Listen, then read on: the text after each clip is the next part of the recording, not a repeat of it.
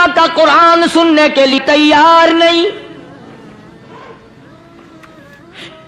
ام لہم آذان لا یسمعون بہا ام لہم آذان یسمعون بہا، جس کا کان خدا کا قرآن سننے کو تیار نہیں.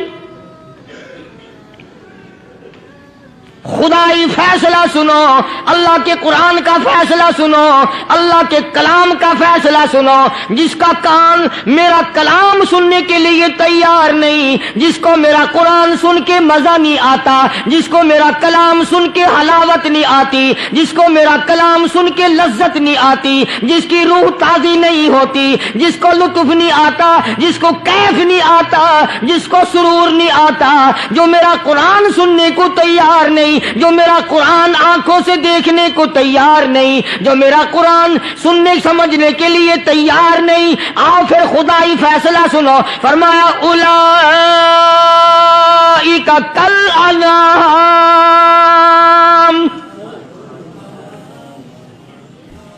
میرا فیصلہ نہیں، کسی پارٹی کا فیصلہ نہیں، کسی فرقے کا نہیں، کسی طبقے کا نہیں، کسی جماعت کا نہیں. فرمایا اولئک الانعام. پیدا کرنے والا مالک و خالق کہتا ہے مجھے اپنی کبریائی کی قسم یہ سارے جانور ہیں.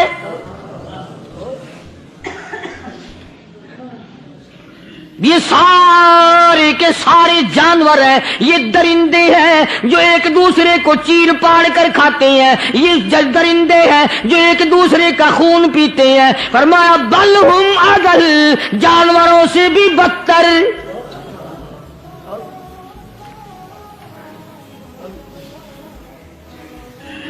جس کے دل میں قرآن سن کر ترس نہیں، جس دل میں رحم نہیں، اپنے سے کمزور دیکھ کر جس کے دل میں شفقت نہیں، مہربانی کا مادہ نہیں، فرمایا وہ کوئی بندہ ہے، وہ تو جانور ہے. اور خدا غضب میں آ گیا، فرمایا بل ہم اضل، اس سے بھی بدتر. اللہ والے جو ہیں وہ ان خصلتوں کو دور کراتے ہیں، اور وہ آدمی کے مزاج اور دل میں سے ایسی چیزیں نکالتے ہیں جو اس کی بربادی کا ذریعہ بنتا ہے. دل کی بیماریوں کا کسی کو فکر نہیں. بخار ہو جائے آپ چڑھ جائے آپ کو پتہ چل جاتا ہے، نزلہ ہو جائے آپ کو پتہ چل جاتا ہے، کھانسی ہو جائے پتہ چل جاتا ہے. دل کی بیماریوں کا کیا پتہ چلے؟ صحابہ اکرام رضوان اللہ تعالی علیہم اجمعین کی جماعت کے اللہ پاک کے محبوب حضرت محمد الرسول اللہ صلی اللہ تعالی علیہ وسلم نے دلوں کی صفائی کی. پہلے لوگ جھونپڑیوں میں کچے کوٹھوں میں رہتے تھے، نہ اتنی صفائی تھی نہ اتنی ترقی تھی. آج برتنوں کی صفائی دیکھو، کپڑوں کی صفائی دیکھو، مکان کی صفائی دیکھو، رات دن بس اسی دھندے میں لگے ہوئے. سارا دن برتن دھونے سے فرصت نہیں، سارا دن کپڑوں کے بناؤ اور سنوار میں فرصت نہیں. تو اللہ والے ایسے موقع پر بڑی عجیب بات کہتے ہیں. وہی مجذوب ہے، مجذوب علی رحمت کہتے ہیں بظاہر تو ہر شے میں بے حد صفائی، بظاہر تو ہر شے میں بے حد صفائی، مگر دل میں ہے گندگی انتہائی. بظاہر تو ہر شے میں چہرے کی صفائی، بدن کی صفائی، نہ جانے کتنی قسم کا صابن ہے، نہ جانے کتنی قسم کے پاؤڈر ہیں، نہ جانے کتنی قسم کے شیمپو ہیں، نہ جانے کتنی قسم کے کپڑے ہیں، کیا چال ڈھال ہے، کیا نئے نئے ڈیزائن ہے. مجذوب کہتا سب کچھ دیکھ لیا، بظاہر تو ہر شے میں بے حد صفائی، مگر دل میں ہے گندگی انتہائی. جس یار کی بیٹھک میں بیٹھ کے کھانا کھایا، جس رشتہ دار کی بیٹھک میں بیٹھ کے کھانا کھایا، اسی کی بہن کو دیکھ کر آبرو پہ ڈاکہ ڈالنے کا پروگرام ہے. جس دوست کے گھر میں بیٹھ کے کھانا کھایا، اسی دوست کی بیوی کی عزت لوٹنے کا پروگرام ہے. پرانے زمانے میں اب بھی دلی جیسے شہر میں اگر دعوت کی جاتی ہے تو وہاں ایک تشتری میں نمک آتا ہے سب سے پہلے.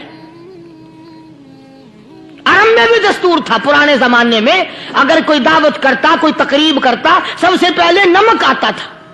ایک ایک انگلی ہر شخص نمک چاٹتا تھا. کیا مطلب؟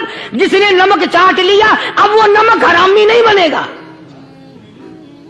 اس گھر میں چوری کرنا، اس گھر کی آبرو کا غلط تصور لانا، اس گھر کے مال میں خیانت کرنا وہ حرام سمجھتا تھا جس گھر کا میں نے نمک چکھ لیا.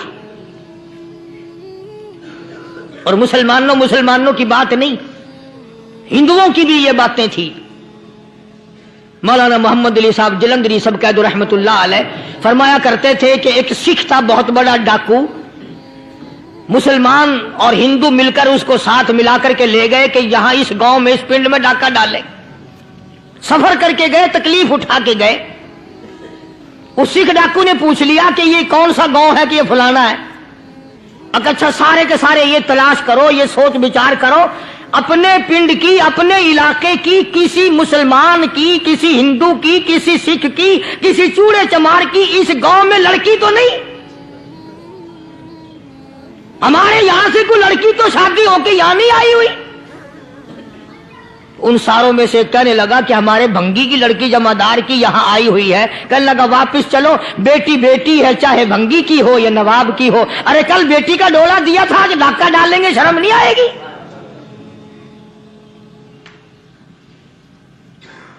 آج وہ تصور کہاں چلے گئے؟ اور ہم سب روتے پھرتے ہیں سکون نہیں، سکون نہیں، اطمینان نہیں. ارے اطمینان آئے گا کیسے؟ ہمارے دل بے ایمان ہے، نیتیں خراب ہے، آئے گا کہاں سے؟ صحابہ کرام رضوان اللہ تعالی علیہ مجمعین کی جماعت نے اس قدر اس بات پہ محنت کی اور کوشش کی کہ غلط لقمہ بھی پیٹ کے اندر نہ چلا جائے. چنانچہ میں علی الاعلان کہتا ہوں 1,29,000 صحابہ کرام، کالی کملی والے کے دیوانے اور پروانے، حضور کے یار جانثار، حضور کے ساتھ پھاقہ کھانے والے، پھاقوں مرنے والے، پتھر کھانے والے، اپنے بچوں کے ٹکڑے ہوتے ہوئے دیکھ کر لا الہ الا اللہ محمد الرسول اللہ کی صدا بلند کرنے والے صحابہ کرام کا یہ حال تھا. پیدل سفر کر کے جاتے تھے یہودی عیسائی، شام نکل گئے، فلسطین نکل گئے، ہندوستان آ گئے، 2 سال لگ جاتے تھے. اپنی جوان بیٹیوں کو مسلمانوں کے گھروں میں چھوڑ کے آ جاتے تھے. کبھی نگاہ نبوت نے جن کو رنگ دیا تھا، کبھی کسی صحابی پہ ذرہ برابر الزام نہیں لگا. ان یہودیوں کا، ان عیسائیوں کا یہ عقیدہ تھا کہ محمد صلی اللہ علیہ وسلم کے جو غلام ہیں ان کی نگاہ بھی پاک ہے، ان کے دل بھی پاک ہیں، ان کے ارادے بھی پاک ہیں، ان کے ہاتھ بھی پاک ہیں.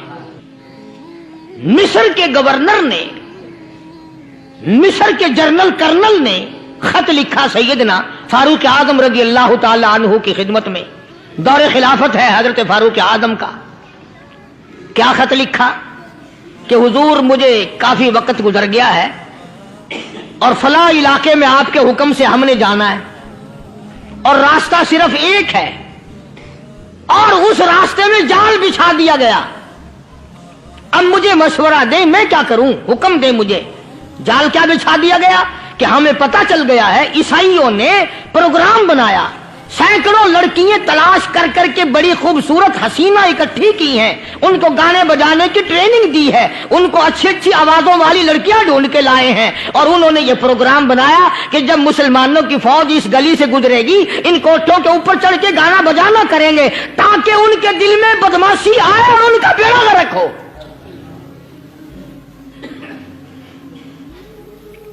کبھی کافر کا یہ عقیدہ تھا کہ مسلمان کا دل بگڑا تو یہ گیا، اس کی نیت میں خرابی آئی اور یہ تباہ ہوا. جناب فاروق اعظم رضی اللہ تعالی عنہ نے اسے یہ خط نہیں لکھا کہ تو قرآن پڑھا کر، تو نفل پڑھا کر،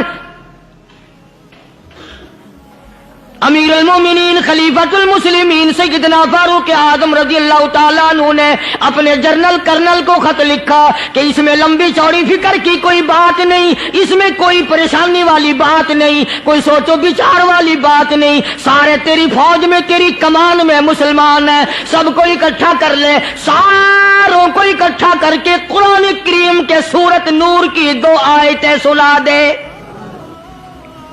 یہ بھی نہیں فرمایا کہ سزا سناؤ، اتنے کوڑے لگیں گے، جو خلاف کرے گا یوں قید ہوگی، یہ کورٹ مارشل کر دیا جائے گا، کچھ نہیں۔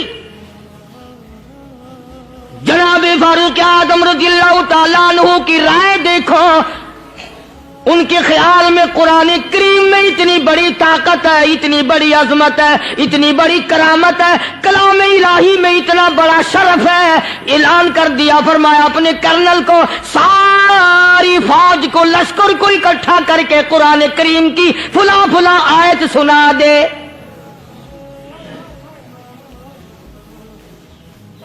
اور اس کے بعد بے دھڑک فوج کو لشکر کو اسی راستے سے گزار کے لے جا، بے دھڑک لے جا۔ ہائے کبھی قرآن کی 2 آیتوں سے کام بن جاتا تھا، اب سارے قرآن سے میرا تیرا کام نہیں بنتا۔ قصور قرآن کا نہیں ہے، یہ میرا تیرا ہے، یہ تو اتنی وفادار کلام ہے، اتنی پاک کلام ہے، خدا کی قسم ہزاروں رجسٹروں کے گتے، ہزاروں چائے کے ڈبے، ہزاروں مٹھائی کے ڈبے، لاکھوں کروڑوں دوائیوں کے ڈبے گندے نالوں پہ، کوڑیوں پہ، روڑیوں پہ پڑے ہیں، اور جس گتے نے قرآن کے ساتھ یاری لگا لی، خدا کی قسم کوئی آدمی بغیر وضو اس گتے کو بھی ہاتھ نہیں لگا سکتا۔ ہزاروں نہیں لاکھوں کپڑے مارکیٹ میں پڑے، پر جس کپڑے نے قرآن سے یاری لگا لی، جو کپڑا جزدان بن کر قرآن پہ چڑھ گیا، لوگ اس کو بھی چومتے ہیں، اور چومنا چاہیے۔ یارو کپڑے نے قرآن سے یاری لگائی تو کپڑا عظمت والا بن گیا، گتے نے یاری لگا لی تو گتا بن گیا۔ ہزاروں قسم کے کاغذات روزانہ ذلیل ہوتے پھرتے ہیں، جس کاغذ پہ قرآن لکھا گیا وہ عظمت پا گیا، جس سیاہی سے قرآن لکھا گیا وہ سیاہی عظمت والی بن گئی۔ ارے اگر مسلمان قرآن کو اپنے اندر پیدا کر لے، اس کی عظمت کو بسا لے، اس کو اپنا لاہ عمل بنا لے، اس کو اپنے سر پہ رکھ لے، تو کیا یہ بندہ قرآن کے ساتھ وفاداری کرے تو قرآن کیا خیال ہے قرآن بے وفائی کر دے گا؟ یقین نہیں، یقین اصل بات اعتقاد کی ہے۔ یقین کا تو یہ عالم بنا ہوا ہے کہ اگر کوئی چوری کا معاملہ ہو جائے اور کسی پر شبہ ہو، اگر اسے کہو کہ قرآن اٹھا دے تو دیر نہیں لگائے گا، اور اگر کہے کہ فلانی خانگاہ کا کنڈا مار دیا کہ یہ کام میں نہیں کرتا۔ خانگاہ کے کنڈے پہ ایمان ہے، قرآن پہ ایمان نہیں۔ اس پر یقین ہے کہ پیر اندھا کر دے گا، اور یہاں یقین نہیں کہ جس خدا نے پیدا کیا اگر میں نے جھوٹا قرآن اٹھایا تو وہ برباد کر دے گا۔ عجیب عجیب لوگ ہیں۔ چنانچہ مصر کے کرنل نے، مصر کے جنرل نے ساری فوج کو اکٹھا کر لیا۔ اس نے بھی یہ بات تو نہیں کہی کہ فاروق اعظم کو دوبارہ خط لکھتا کہ حضرت یہ تو 2 آیتیں آپ نے لکھی، یہ تو سارا قرآن روز پڑھتے ہیں، پر بنے گا کیا؟ جیسے فاروق اعظم کا یقین تھا، فاروق اعظم کی فوج کے کرنل کا بھی یقین ہے، فاروق اعظم کے فوج کے جنرل کا بھی یقین ہے۔ اس نے ساری فوج کو اکٹھا کیا، لشکر کو جمع کیا، اور اس کے بعد کہنے لگا قل للمؤمنین یغضوا من ابصارکم وَيَحْفَظُوا فُرُوجَهُمْ ذَلِكَ أَزْكَىٰ لَهُمْ إِنَّ اللَّهَ خَبِيرٌ بِمَا يَصْنَعُونَ۔ او لوگو، خدا تمہیں کہتا ہے اپنی آنکھوں کی حفاظت کرو، اگر تمہاری نظریں غلط جگہ پڑی اپنی عزت کی حفاظت کرو، اپنی آبرو کی حفاظت کرو، اگر غلط نظریں پڑی، غلط استعمال ہوئی، ان اللہ خبیر بما یصنعون،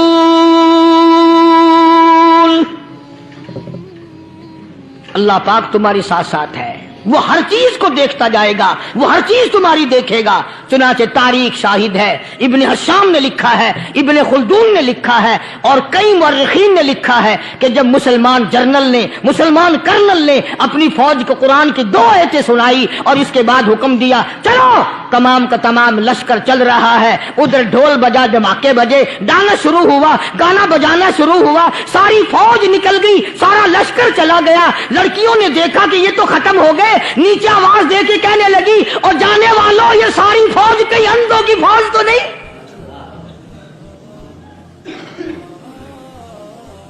ये हुस्न का नजारा और ये डांस और ये आवाज, हम नाच नाच के थक गई, कोई सर नहीं उठाता। और आज देख लें आप, हर घर के ऊपर वो लगा हुआ है एरियल, लानत का एरियल लगा हुआ है, लानत का एरियल। हाजियो तुम क्या कहते हो कि हमारे घर का इसमें क्या बिगड़ेगा? खुदा की कसम वो बिगड़ता है, वो दीमक लगती है, वो तबाही फिरती है, तुम्हें पता भी नहीं चलता। तुमने क्या सोच रखा है? मुसलमान कर्नल के हुक्म पे सारी फौज निकल गई। नाचने वाली गाने वाली लड़कियां ईसाइयों की हैरान है, क्या हुआ? लाखों की तादाद में फौज गुजर गई, कोई निगाह उठा के नहीं देखता। एक मुसलमान सिपाही गुजरता गुजरता नीची नजरें किए कहने लगा सर कैसे उठाए, निगाह कैसे कोई उठाएगा? ये सारे के सारे अल्लाह का कुरान सुनकर आए हैं, कैसे कोई निगाह उठाएगा, कैसे कोई सर को उठाएगा? ये सारे के सारे अल्लाह का कुरान सुनकर आए हैं। उनका अमल हुआ ना कुरान पे, उनके अमल का कितना बड़ा असर पड़ा। मुअर्रिखीन ने लिखा, इब्ने हशाम लिखता है, ईसाई लड़कियों ने छलांगे लगा दी, कोठे से नीचे आ गई, कहने लगी ओ मुसलमानों, वो कुरान हमें भी सुना के जाओ जिसमें इतनी स्पिरिट है, इतनी ताकत है, जो हुस्न के नजारे से रोक दे, जो गाने बजाने से रोक दे। ये तो आदमी के दिल का सुकून है, न गाना सुनते हो न हुस्न का नजारा करते हो। जाते वाले यूं ना जाओ, हमें भी वो कुरान सुना के जाओ। उस कुरान में कितनी बड़ी ताकत है, वो कितनी अजमत होगी उसमें, उस कलाम में कितनी बरकत होगी, जिस कलाम में ये तासीर है कि वो ऐसी ऐसी चीजों से रोक देता है। चुनाचे एक मुसलमान सिपाही चलता भी जाता है और कहने लगा वकुल्लिल मुमिनीन,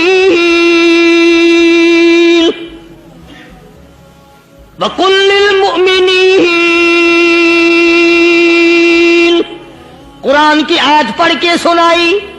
सैकड़ों नहीं बेशुमार लड़कियां एक मुसलमान की जुबान से अल्लाह का कुरान सुन के कहने लगी और जाने वालों छोड़ के ना जाओ, हमें भी कलमा पढ़ाओ। जितनी भी वो नाचने गाने वाली थी तमाम की तमाम कलमा पढ़कर मुसलमान बन गई। और मुअर्रिखीन ने लिखा है आखिरी दम तक कुरान की शदाई और दीवानी बन के गुजरी हैं। फिर वो लड़कियां जो रात दिन हुस्न जमाल का पैकर बनी रहती थी, उलमा ने लिखा है जब मौत आई, एक एक के बदन में कपड़े लिबास में मौत आई तो 50-50 टाटी लगी हुई थी।